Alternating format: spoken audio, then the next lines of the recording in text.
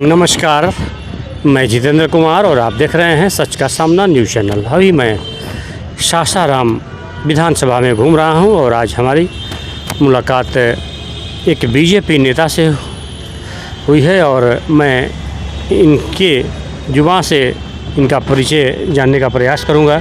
पहले तो बहुत बहुत स्वागत है आपका भी चैनल के माध्यम से स्वागत और नमस्कार है। जितने भी आपको चैनल के माध्यम से सुन रहे हैं सबको नमस्कार और प्रणाम। क्या नाम हुआ आपका और पूरा परिचय दीजिए। मैं विनोद पासवान, भाजपा अनुसूचित जाति मोर्चा प्रदेश कार्य समिति सदस्य और जिला सह संयोजक रोहतास। क्या कहिएगा, चुनाव का ज़बरदस्त जो है चर्चा अब निकल पड़ा है, लेकिन विनोद पासवान जब नाम आता है तो जाहिर सी बात है कि पुराने कार्यकर्ता हैं आप, और कितनी उम्मीदें हैं इस बार जो है सीट मिलने की। देखिए, मैं आपको बता देना चाहता हूँ, जानकारी दे देना चाहता हूँ, भारतीय जनता पार्टी कलकत्ताओं की पार्टी है। हमारे पूर्व प्रधानमंत्री अटल बिहारी वाजपेयी जी के आह्वान पर विनोद पासवान विद्यार्थी जीवन में राजनीति में कूदा और अभी तक हम कार्यरत हैं। बचपन से हम भारतीय जनता पार्टी का कार्य करते आ रहे हैं। भारतीय जनता पार्टी के नेता अटल बिहारी वाजपेयी जी कहा करते थे, उनका कथन था कि 365 दिन हम जनता के बीच में जाएंगे और जनता की सेवा करेंगे।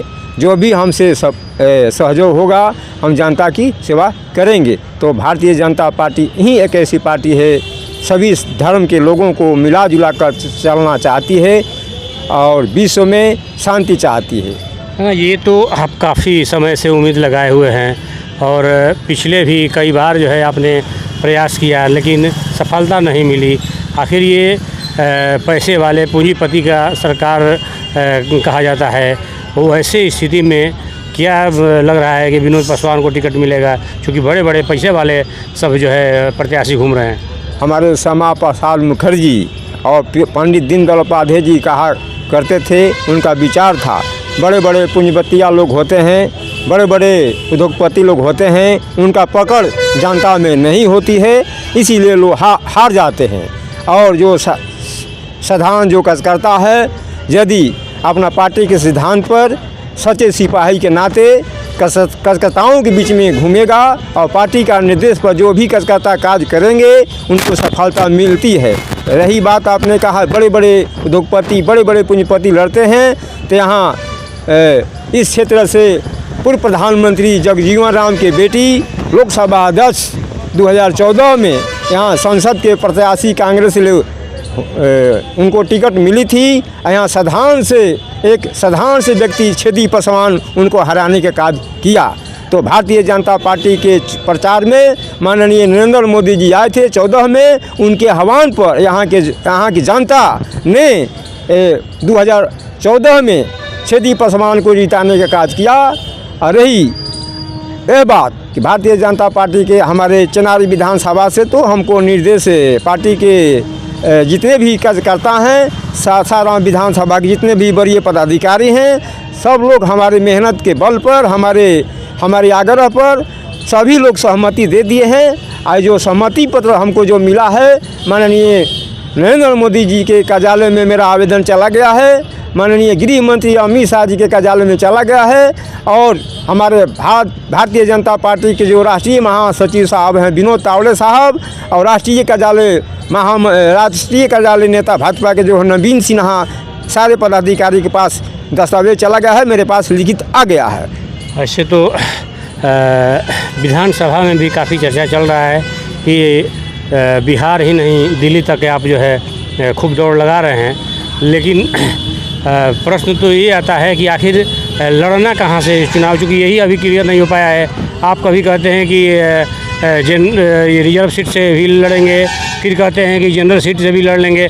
आखिर कहाँ से आपको जो है पार्टी देगी? देखिए, जब प्रधानमंत्री लोग 2 जगह से लड़ते हैं तो भारतीय जनता पार्टी के जो निर्देश होगा, यहाँ चेनारी विधानसभा से हमको निर्विरोध वहाँ से वरीय पदाधिकारी और मंडल अध्यक्ष जिला के अधिकारी लोग हमको निर्विरोध लेटर दे दिए हैं और सासाराम विधानसभा से 95% से 99% तक हमको लिखित मिल चुका है। ऐसे सारे दस्तावेज हम राष्ट्रीय कार्यालय और प्रदेश कार्यालय में पहुंचा दिए हैं।